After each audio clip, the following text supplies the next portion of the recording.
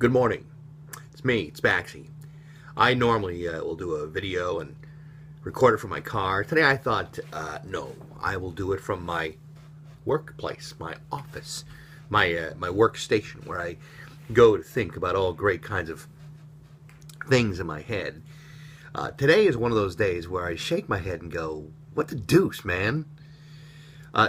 Yesterday, on Tuesday, the Massachusetts SJC decided that it was perfectly fine to add a referendum question on a state ballot in November, which would eliminate legislation drawn just a couple years ago about approving casino gambling in Massachusetts. Now, I'm not a big casino guy. I'm the kind of guy who likes to hold on to the money I make. Having said that, I believe that if you have a community, say like Springfield, and that community votes overwhelmingly to have a casino, then it is probably not entirely constitutional to strip away that vote. Again, overwhelming majority voting for the casino. And then to place a referendum on a ballot where it will probably lose statewide. Because you see, not every city and town in Massachusetts wants one, because not everyone in Massachusetts needs one. And I'm not saying that Springfield needs one. I'm just saying that no one has come up with any other ideas that would save this dying city. This city which is getting the shit kicked out of it every single day. Murders and rapes and drive-by shootings and home invasions. Great town. But it's also losing business. I mean, this week you found out the Fort, a restaurant, has been in business for 80 years in Springfield, is shutting down because, for whatever reason, not enough people are going because they're afraid to go into the city. Now, I go to the Fort all the time. I love the place. I've never felt unsafe. It's about perception rather than reality. However, things are changing in Springfield, and not all for the better. So, if you have $1 billion industry about to jump as a catalyst for other business and other development, combined with other things around the city that might possibly turn our fortunes around, then why wouldn't you invest in that?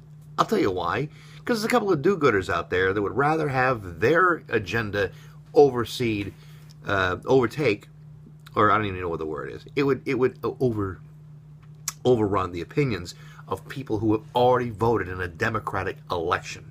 That's what I'm getting at. You see, never mind the fact that these casino operators have spent billions of dollars of their own money to promote casino gambling in these cities and towns, to offer host agreements, to offer surrounding community agreements, and then all that money that's been spent without putting a single shovel in the ground is going to be lost. And guess what's going to happen? Oh my God, the lawsuits.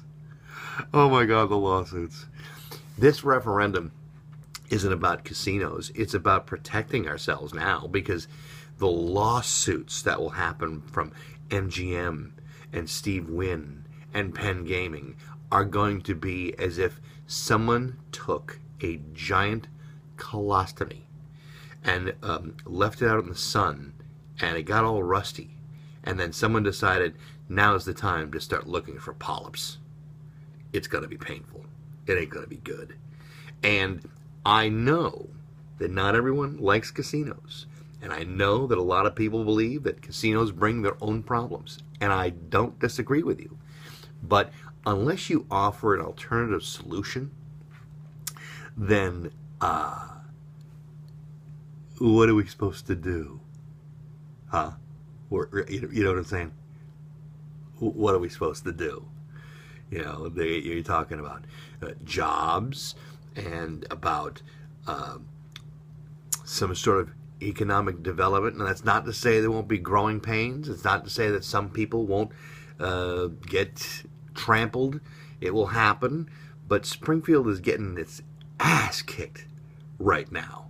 And unless we do something, unless someone can figure out a plan B, then the plan A is going to wind up destroying our economy, because they're going to ask for their money back, and we don't have it anymore because we've spent it. We've spent it on pure bullshit.